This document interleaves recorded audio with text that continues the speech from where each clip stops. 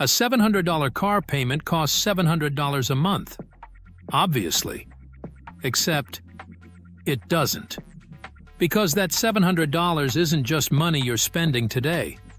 It's money that could have been doing something else for you for years. So today, we're going to find out what a $700 car payment really costs you. And when we run the numbers over 10, 20, and 30 years, things get a little uncomfortable. Meet Mike. Mike makes decent money. His current car works, but it's getting older. Then he sees it. The new car. Leather seats, big screen, better wheels, and apparently 17 cameras because turning your head is now considered primitive technology. Price? Expensive. But the salesperson doesn't really talk about the price. They talk about the payment. $700 a month. Mike thinks, I make good money. I can afford $700. And maybe he can. But that's the wrong question. The better question is, what else could that $700 be doing? Let's run the numbers. $700 a month is $8,400 a year. Over 5 years? $42,000. That's $42,000 leaving Mike's bank account just in payments. And depending on the loan, some of that money is interest. Then add insurance. Maybe the newer vehicle costs more to insure. Registration, maintenance, tires, and the strange phenomenon where owning a nicer car somehow convinces you it also needs nicer everything. Suddenly, the $700 decision is bigger than $700. But we're going to keep this simple, because I want to focus on something most people never calculate: opportunity cost. Opportunity cost simply means if you use money for one thing, you can't use that same money for something else. Mike can spend $700 on the car, or that money could potentially build wealth. Now, I'm not saying Mike should walk everywhere carrying groceries like he's crossing the Oregon Trail. He needs transportation. So let's give him another option. Instead of taking on the $700 payment, Mike keeps his current reliable car longer, or chooses something less expensive. And let's imagine that allows him to invest $500 a month instead. Not $700, $500. Now things get interesting. If Mike invested $500 every month and hypothetically averaged 7% annually over the long term, after 10 years, he'd have roughly $86,000. After 20 years, about $260,000.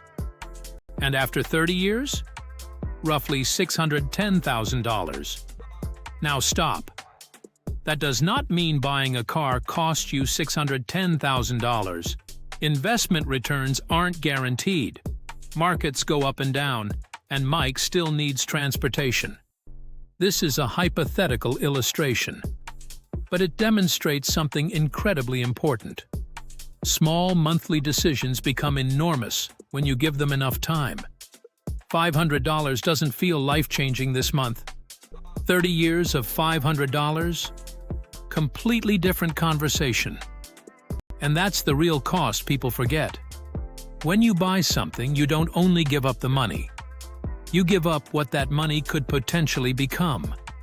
Now, before the anti-car payment army starts celebrating, there's another side to this. Because a $700 car payment is not automatically a terrible financial decision. Remember Mike? Let's create two versions of him. Mike number 1 makes $60,000 a year. He has $8,000 in credit card debt. He has $1,200 in savings. He's barely investing. And now he adds a $700 car payment. That payment could be a serious problem. Not because cars are evil, because Mike has no financial foundation underneath the purchase. Now meet Mike number 2. He earns $180,000. No credit card debt. 6 months of expenses saved. He's already investing heavily for retirement. And after all of that, he wants a nice car. Same $700 payment. Completely different financial situation. That's why I hate financial advice that says, never have a car payment, or, if you buy a nice car, you'll never be wealthy. That's too simple. Money is about priorities. The problem isn't enjoying your money. The problem is buying the reward before you've built the foundation. There's a huge difference between I can make the payment and I can comfortably afford this. Banks care whether you can make the payment. You should care whether the payment interferes with everything else you're trying to accomplish. Can you still build an emergency fund? Can you pay off credit card debt? Can you invest? Can you handle a major repair? Can you lose your job for a few months without everything collapsing? If the answer is no, the car isn't costing you $700. It's costing you flexibility. And flexibility is one of the most valuable things money can buy. There's another trap here too. The payment mindset. People rarely walk into a dealership saying, "I'd like to spend as much money as humanly possible today."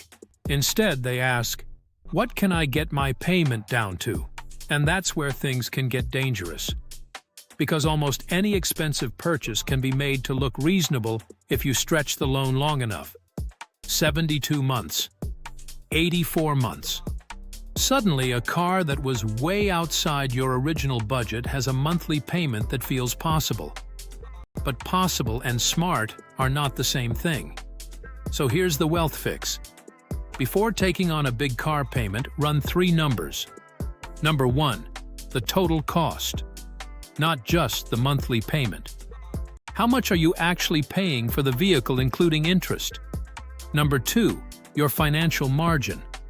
After the payment, insurance, housing, debt, food, savings, and everything else, how much money is actually left? And number 3, the opportunity cost. What could some of that money become if you invested it instead? You don't have to invest every available dollar. You don't have to drive a 1997 Corolla until the steering wheel becomes an archaeological artifact. You are allowed to enjoy your money. But understand the trade. Because when you're young, one of your biggest financial advantages isn't income. It's time. Money invested early has decades to potentially compound. Investor.gov explains compound growth simply. Your investment can earn returns, and over time, those returns can themselves generate additional returns. That is why time matters so much.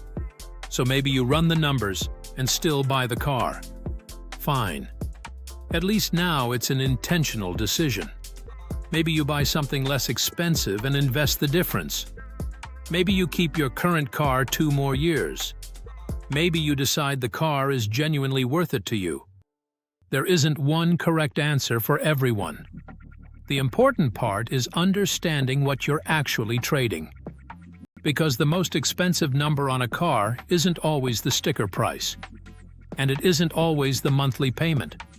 Sometimes it's what that money never got the chance to become. So the next time someone says, "It's only $700 a month," run the numbers.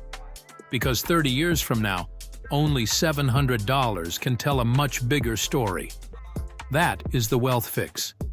If you want more real-world money breakdowns where we actually run the numbers instead of just telling you to stop buying coffee, subscribe to 10-Minute Wealth Fix.